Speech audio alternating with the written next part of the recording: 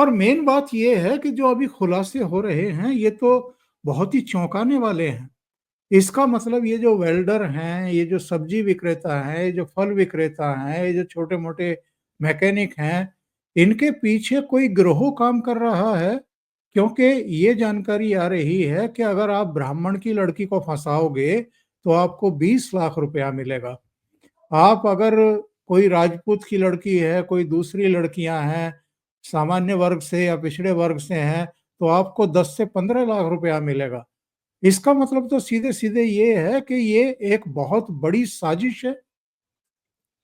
एक फ़िल्म आई थी कुछ महीनों पहले ही, उसकी स्क्रीनिंग में मुझे जाने का मौका मिला था।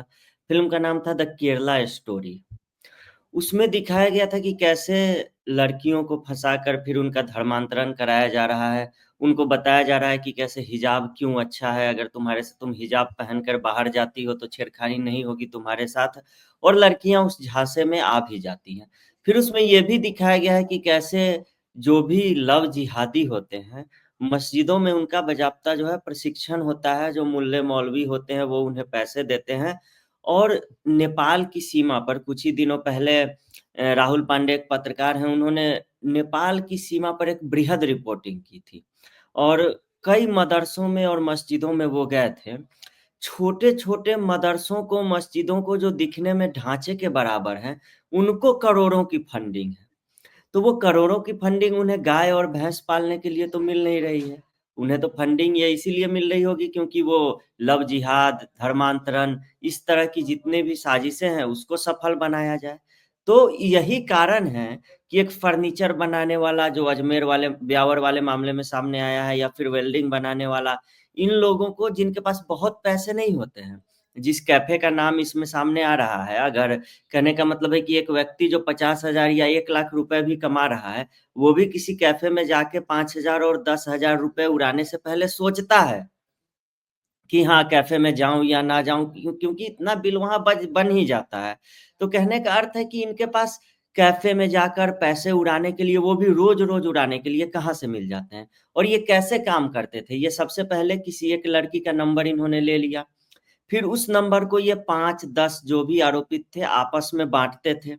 उसके बाद सारे मिलके लड़की पे जो ट्राई मारते थे कि किसी कोई तो फँसा ले, और फिर किसी एक से भी अगर वो फँस जाती थी, तो फिर काम हो गया। उसके बाद इन्हें बुलाया जाता था होटल में, वहाँ पे अश्लील फ़ोटो और वीडियो बना लिए जाते थे, और अब तो सोशल मीडिया का ज़माना है, ब्लैकमेल करना बड़ा ही आसान हो गया है। और एक और चीज़ आप देखिए कि इनको 12-13 साल या उससे भी कम उम्र से ट्रेनिंग मिलने लगती है कि आपको करना क्या है, क्योंकि ब्यावर वाले मामले में भी 3-4 जो हैं वो नाबालिग हैं। उसमें से एक को बाल सुधार गृह में भी भर्ती कराया गया है और वहाँ पे भी है वो। एक लड़की जो है वो इतनी ज़्यादा डरी हुई है, मैं देख रहा था खबरों में, उसमें आ रहा था कि उसके चाचा ने कहा कि वो बात ही नहीं कर सकती है। परिवार का कहना है कि रास्ते में रोक लेते थे, मोबाइल फ़ोन उसके पास मिला तब जाके ये मामला खुला। यहाँ ये भी सवाल उठता है कि मोबाइल फ़ोन उस लड़की ने एक्सेप्ट क्यों किया? क्या वो भी ब्लैकमेल करके एक्सेप्ट कराया गया? या शुरुआत बिल्कुल। में बाल मन होता है, लड़कियाँ बच्ची होती हैं, जो सोशल मीडिया पे देखती हैं, तो सोचती है कि असली दुनिया भी वैसी ही होगी। उस समय उस उम्र में होता है कि माँ-बाप की बातें जो है, या फिर जो किताबों में हम पढ़ते हैं बातें, वो सब बहुत फ़िज़ूल और फ़र्ज़ी लगने लगती है, और अधिकतर समय इनका सोशल मीडिया पे ही गुज़र रहा है, तो वो चीज़ें असली लगने लगती है, वो आभासी दुनिया वास्तविक लगने लगती है। तो इन लड़कियों को भी ऐसा ही लगा होगा, फिर इन्होंने मोबाइल फ़ोन एक्सेप्ट कर लिया, और उस मोबाइल फ़ोन तो पकड़ाया ना अब, उस मोबाइल फ़ोन से कितने दिन से बातें की जा रही थी, कितने दिन से ये लोग संपर्क में थे, कितनी बार मिले, ये चीज़ें तो अब जाके जाँच में जो है वो सामने आएँगी।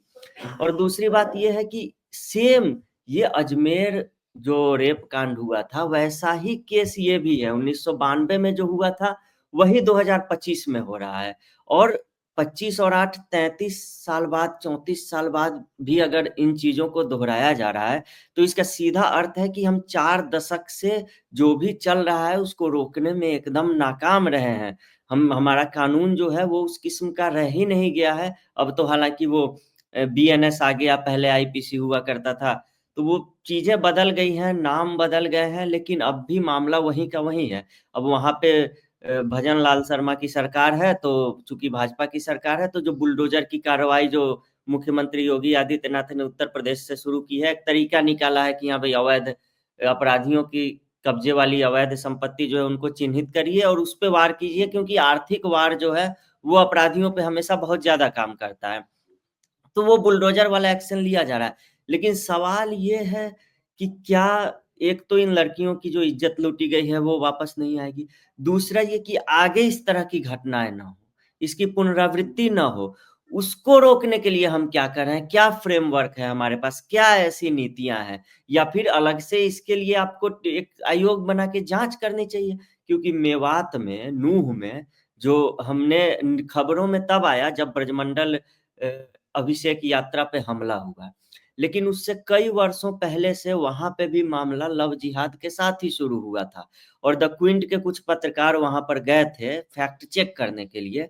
वहां गए, वो बैग वैग टांग के, उन्होंने पेड़ पौधों को देखा, सड़कों को देखा, आसमान को देखा, और फिर वहां से लौट आए और कहा कि वहां कोई लव जिहाद का केस नहीं है, कि सब कुछ ठीक है, प्रेस है एकदम, हवा चल रही है, पेड़ पौधे हैं, लोग घूम रहे हैं, सब कुछ नॉर्मल है।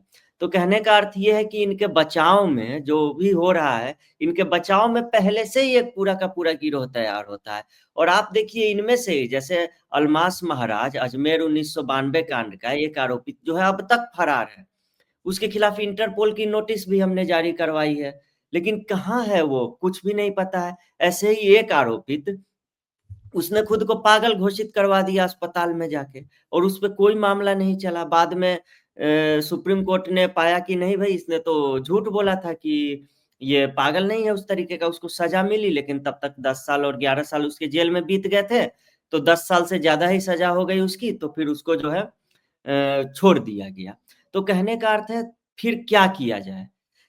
तो कभी-कभी जब कानून काम नहीं करता है, तो फिर लोग अपने हाथ में कानून लेना शुरू करते हैं। मदन सिंह, जो पत्रकार थे, जिन्होंने 1992 के रेप कांड का पूरा मामला उठाया था और अपने अखबार में भी छापा था, उनको, उनकी हत्या कर दी गई। और उनकी हत्या ही नहीं की गई, उन्हें गोली मार दी गई। वो बच निकले, फिर उन्हें अस्पताल में भर्ती कराया गया, और उस अस्पताल में दोबारा जो गुंडे हैं वो घुस जाते हैं, और फिर वहां पे उनकी हत्या की जाती है। और 30 साल बाद उनके दोनों बेटों ने, जो मुख्य आरोपित था उस हत्याकांड का, उसकी हत्या करके और इसका बदला लिया। 30 साल में कानून नहीं न्याय दे पाया, तो हम कैसे कह सकते हैं कि जिन दोनों बेटों ने जो जिस हत्याकांड को अंजाम दिया, किस मुंह से हम इन्हें गलत ठहराएंगे?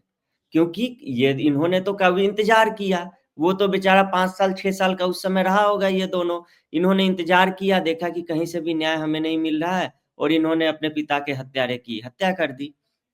तो यही बात है, कानून में इसके लिए अलग से फ्रेमवर्क तैयार करना होगा। ये समस्या इतनी गहरी हो गई है। जी।